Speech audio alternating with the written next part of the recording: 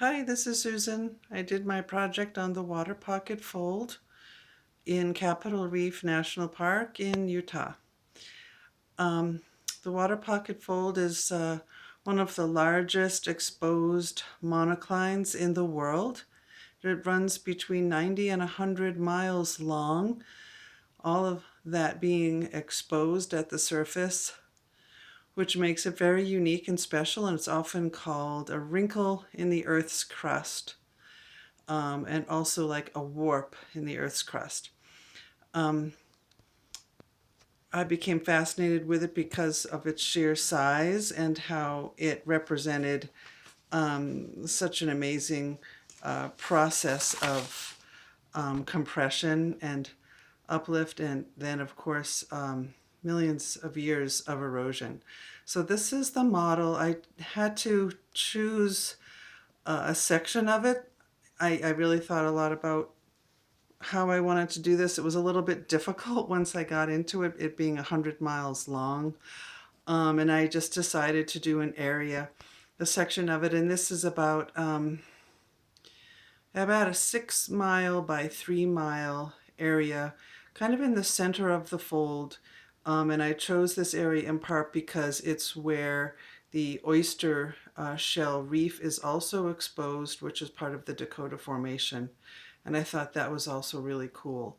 Um, you can see here that I've included in the back where the original fold occurred, um, and how the layers would have originally been seen, and then over millions of years of erosion, of course, now we're only seeing this um, much reduced surface, but also very tilted and eroded. And because of the tilt, is and the jointing and the exposure of this incredible erosion, which has made these wonderful formations. Um, so, and also I've included in that little map in the back how here, if you were to walk on the surface here, we'd be coming along and actually being able to walk across millions of years of geological time, from the Maine Coast Shale all the way to the Moen Campy Formation, Moen Copy. But on the other side, you cross over the Moen Copy Formation and you only are going up to the Navajo Sandstone, which would be over here on this side. And so this entire section is completely gone. So I thought that was also kind of cool, that because of the tilt, we actually are exposed to millions and millions of years of geologic time, and here not so much. Most of the other parts of Capitol Reef and Grand Canyon and Glen Canyon, the uplift in that we see has remained horizontal, and so we don't get quite this fantastic formation that we get when it's so tilted. At the right here where I'm pointing now is where this very old fault occurred under the Moenkopi Formation, Moenkopi, and down here into that sort of basement rock.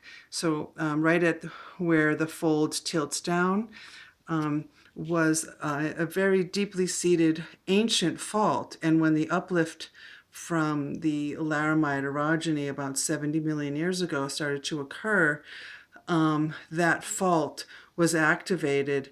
So it didn't, and rather than getting only pushed up like the other formations nearby, it also dropped down.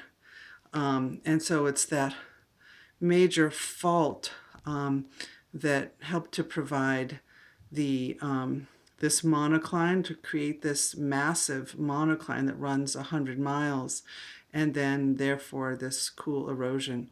I also liked it because, like I said, this section shows here in the Dakota Formation here, you have oyster shells that are exposed. In this area here, which is the Wingate and the Kayenta sandstones in here, is where you get a lot of the water pockets.